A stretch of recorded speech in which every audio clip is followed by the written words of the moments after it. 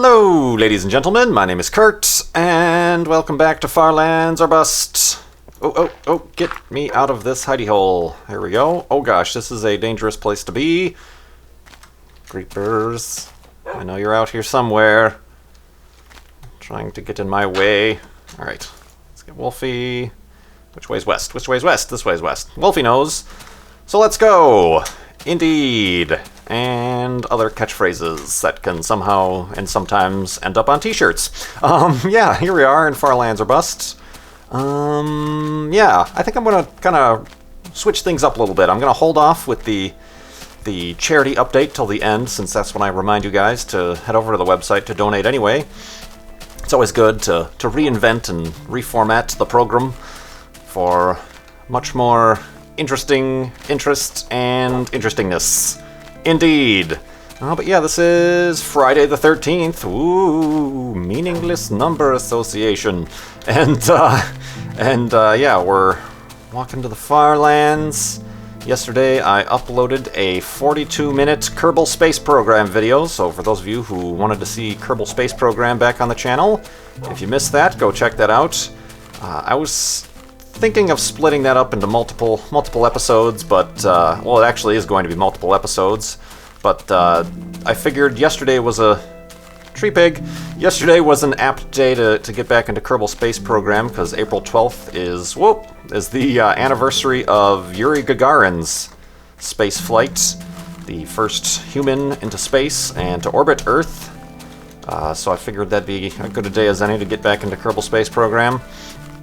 And yeah, I wasn't updating or uploading those for a while because I was just making crappy videos. I kept failing and failing and failing. I included all the failures in that last video just so you guys wouldn't miss them, but I just spared you the rest of the mission boringness that ended up netting no progress towards the moon or anything. So, holy crap, watch where you're walking, Kurt. Sheep, how am I doing on wool? Okay on wool. Oh, zombies. Oh, this might be a spawner. Hello. Yep. Oh, direct hit. Amazing. All right, Wolfie, don't push me in there. You're gonna have to sit. Indeed. It's pretty dark down there. Wow, I'm getting a lot of shakies here. I'm getting closer to the Farlands. Yeah, for a lot of you who were asking, they wanted to see the detail on how far off the box selection is, and that's due to the math is starting to mess up because we're so far away from spawn. Yet we're still extremely far away from the Farlands anyway, so how do I want to handle this? Because if I kill these guys, is Wolfie going to go after them or not? Even though he's sitting. Of course, they're underneath a tree, so they're not going to start on fire.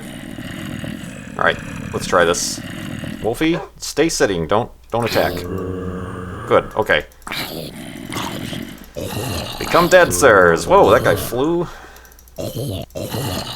And boop. I don't know what that's gonna do, but okay, that was a pig. Yeah, just expecting a creeper to surprise me. Oh, still spawning. You don't have your advanced AI yet, do you? You'll have to wait a few versions for that. One chest. Ooh, this is kind of a small spawner. Bread, I will take you. I don't need any more buckets. I will take the... Whoa! Take it easy, guy. Alright, let's just... I'm a little bit curious where these zombies are still coming from. They're probably still spawning in these dark areas. Just thinking maybe it's a double spawner. Nope. Alright. Well, that was exciting. Look at all those feathers. Too bad they don't drop feathers anymore. That would be very helpful in the Ultra Hardcore series. And that pig is dry. Alright, let's go. A little bit of excitement for today. Zombie spawner. Very nice, very nice. I feel like I'm carrying too much dirt. Oh, another zombie. Come on out here. Become a blaze.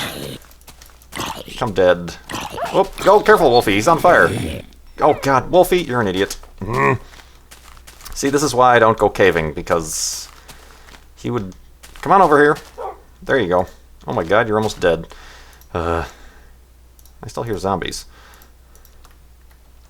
Boop, and boop, and boop. We are out of pigs. We are out of pigs! Cobble I'm carrying for no reason. Alright, let's find some more pigs. And avoid more zombies. I forgot what I was saying. I don't think I was saying anything. Yeah, oh, now a skeleton's dying. Screw this area. Jeez, it's dangerous. Oh, there he is. Gotta go!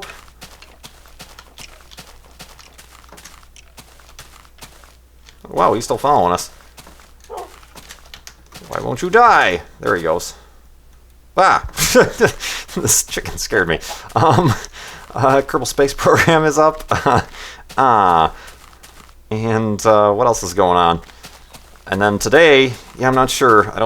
I have an inkling feeling that this video isn't going to get up before the next episode of Ultra Hardcore. Just because, I don't know, you guys let me know. Has YouTube been, like, slow and sluggish lately with just loading videos? In particular, I'm noticing it's taking a lot longer to upload videos than it used to.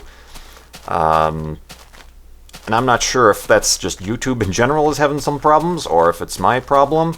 I have nothing to back this claim up with, but I wouldn't be surprised in the least if if my ISP, Comcast, was throttling my YouTube traffic, simply because I use it so much. I'm uploading gigs and gigs of data, and Comcast has been caught red-handed in throttling traffic before. You know, kind of ignoring any sort of semblance of net neutrality. So, but yeah, I don't have any evidence. I don't even know how I would check for that. So it's either that, or just YouTube in general is slow, or Comcast is just crappy all around. Spoilers! I think that's just a single spider. He's not married. He has no long-term relationship status. Yeah, I don't think that's a spawner. So yeah, I don't know. Let me know if you guys experience. I know some of you have just really slow internet, but just in general, I remember things going a lot faster. And it would just be typical. I've built this new computer, so now my rendering times are really quick, and I can upload more and more videos, or I can render more and more videos much quicker. But now my uploading is slow as hell, so it takes me longer to get videos up. So yeah, that I'd like to get this video up beforehand, but I don't want to like upload 2 videos within half an hour of each other, or publish 2 videos within half an hour of each other. So this one, wibbly wobbly, timey wimey, this video might be coming out Friday evening. So yeah, if that's the case, I hope you enjoyed part 3 of the 4 vs 4 Ultra Hardcore. Indeed. I'm not going to mention anything else, spoilers and etc. What else was I going to talk about? But yeah, I mean, it's weird with Comcast. They already have a bandwidth cap of 250 gigabytes per month, which they introduced like 4 or 5 years ago after the whole scandal with they were throttling BitTorrent, and then the FCC got involved and fined them, and they're like, well, fine, if you don't want to let us be jerkasses and throttle, we're just going to implement a bandwidth cap on your supposedly unlimited internet. So yeah, they implemented that like 250 gig bandwidth cap like 4 or 5 years ago. And since then, you know, things like streaming video and, you know, downloading movies and music and stuff, and, you know, ebooks and e-readers and stuff, bandwidth allocations have changed, you know, in terms of what the normal user uses. And they, you know, they claim, oh, 99% of our users won't even get anywhere near the bandwidth cap. Well, that's starting to change with Netflix and Hulu and all these other things. Of course, Comcast, they don't want you to be watching streaming TV and downloading movies and things. They want you to pay for their cable bundles. So a grave conflict of interests there, and I'm sure there's going to be a lot of you, maybe in different municipalities or different countries, who are like, well, why don't you switch to another company? Can't do that. They have a monopoly in my area. Can't do that at all. So, yeah. Welcome to America. Come on, Wolfie. I gotta get in this clearing. Very bizarre area I'm in here. Got the bed, got the dirt. Do boop, boop, boop. And boop, boop. for giggles, I will put the torch on that side this time. Switching things up. But yeah, we're in this kind of canyony area. Oh, that's kind of cool. See, I like when there's snow on the peak of a mountain. It makes it seem more realistic. But regardless of realism, let's go to sleep.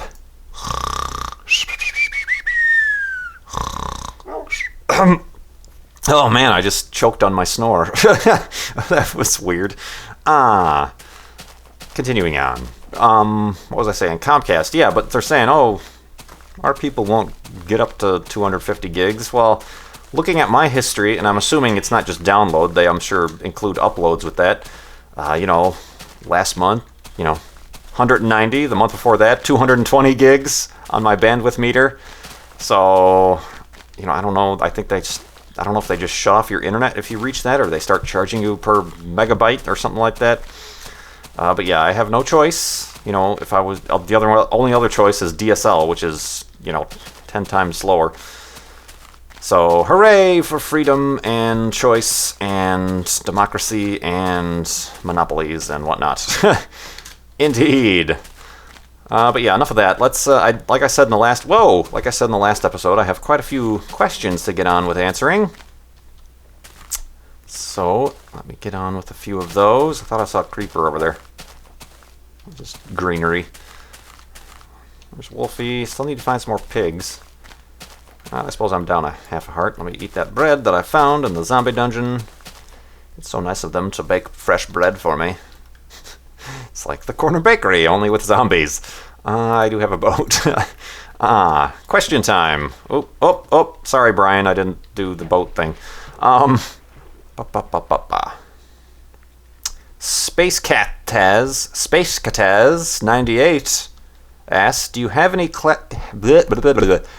hats or collect them? No, I don't. I think I mentioned this a while ago. I can't wear hats. I have a gigantic cranium. Like, they don't even make sizes. I'd have to get like a custom ordered hat or something like that. Yeah, I don't wear hats at all. I'm assuming you're talking about actual hats and not like TF2 hats or anything like that. But no, I have never. I mean, other than I have a stocking cap for the winter time and stuff like that. But I do not own any hats. Like baseball hats, can't wear them. Even the adjustable ones, I have to like totally. Even the last snap on adjustable hats doesn't work, so I prefer just to not wear them at all. I'm a sunglasses person instead. So yeah, that's one of those random questions yet. Boop, boop, boop. Well, so much for that half heart. Son of a gun. Let's see. Fabio the Turtle asks, have I ever had a dog? Because you and Wolfie are so close, sorta, as he injures me. No, I don't have a dog. I never had a dog. My family was not pet friendly. Just, pet in general. My mom and sister are very allergic to dogs and cats. Like, with the asthma and whatnot, they would have died. Just from the dander and stuff. And I know there's special dogs that don't have dander or are hypoallergenic, but...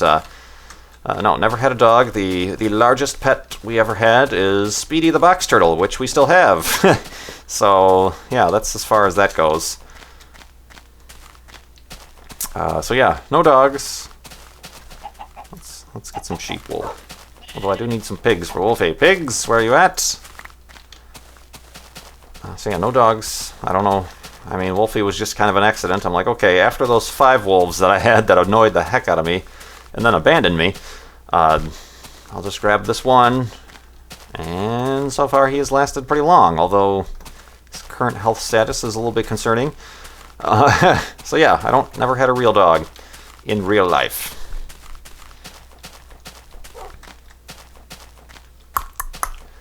Another question. Kinkajou 1015, a longtime Farlands or Bust Farlander. Frequently remember that name. A few questions. Review your most recent whiskey purchase, since I've had it for a few weeks. I've had it for like a month almost. I did kind of do a review in, I think it was 2 Mindcrack SMP server episodes ago. That's when I was first trying it. I got the Arborlure Abunda, which is a a cask strength whiskey, Scotch whiskey. It's very good. A little bit on the expensive side, but it's very... And I don't have, like... I'm not like, ooh, it has notes of this and that and etc. It's, I mean, it's very strong. It's like 60% alcohol. So that's cask strength. So I really have to cut it down with the water. But yeah, it's very good. It's very warm in the mouth, I guess is the most complicated way I can describe it. Like when you drink it, it's like... It's not like, it's not the alcohol taste like some crappy whiskeys can do. They'll be like, rubbing alcohol, but it's just very warm, and there's a very caramely, syrupy flavor to it because of the way it was made. I guess they do it in sherry casks. Casks that were once used for sherry gives it more of kind of a syrupy flavor, I guess. But it's very good. I would recommend it. If you are 21 years or older and you can purchase alcohol and you are a Scotch whiskey type of person, of course that kind of whiskey you don't mix or anything like that. It's, you gotta, just based on the price, you don't want to be diluting it with cola or anything like that. So it's good. Good indeed. Recommended. I had the Arbor Lure 12-year-old before that, and I really liked that, so I figured I would try this version. What was your second question?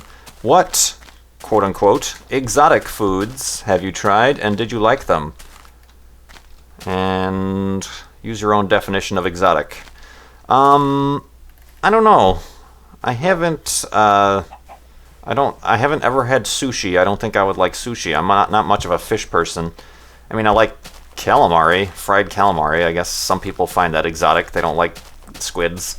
And even like the people I go out with sometimes, if we get calamari, they like the rings, which are part of the head of the squid. They don't like the if they include little tentacle parts. So I have to eat those. There's more meat in those. I like those better. More surface area for the fried crispiness. I guess I don't know. Calamari is kind of the weirdest thing I think I eat. I mean, I've tried deer jerky before, but. Yeah. I don't think I've tried many foods that are exotic or strange. I'm not like... I did like watching, when I did have cable, I did like watching the Bizarre Foods guy. That was always interesting. Although I don't think I would try any of the things you've tried. Like, I haven't eaten any bugs or anything. Bug eating. So, yeah. That's a good question, but I'm sorry, I don't really have much of an answer to that because I haven't delved into the strange culinary arts. Perhaps in the comments, Pigoos, speaking of food, perhaps in the comments you guys can let me know what strange and unusual foods you have tried in the past. Dang it. The pigs, they are dry and without meat. Wolfie, get over here. I gotta... Boing, boing, he's happy. Alright, getting a little bit better there. Oh, am I going the right way? Yes. Okay. And I know a lot of you guys complain that I wander back and forth. That's the point of the journey. It's not about the destination. I'm not trying to reach the far lands in record time. If that was the case, I would just cheat and teleport myself there. It's about the experience, about exploring these different lands. So, deal with it. What else? Yeah, that was that question. Time is it? Sun's kind of going down. Woof. I don't know, I suppose kind of the weirdest thing I've eaten... It wasn't weird, it was just concerning for my own Western sensibilities. Looking at chickens here reminded me of it. I was in Mexico once, and the family I was with, I was with a family who, I wasn't obviously eating out or anything like that, but we were in a market, the mercado, if you will, my one word of Spanish for the day, and, we were going to have chicken that night, and they purchased chicken, and of course here in the United States, and, grocery stores and supermarkets and things, you get the chicken frozen or, pre-packaged and sealed and, styrofoam and cellophane. The chicken they bought there, on the market, on the street, was just, raw chicken, non-refrigerated, and it was just, you know, in a plastic shopping bag, you know, exposed. It was just a bag full of chicken meat, and I'm like, that's what we're gonna eat? And you know that, you know, they buy it from the vendor there or whatever, and just walking around with it all day, you know, in your hand. I'm like, oh god.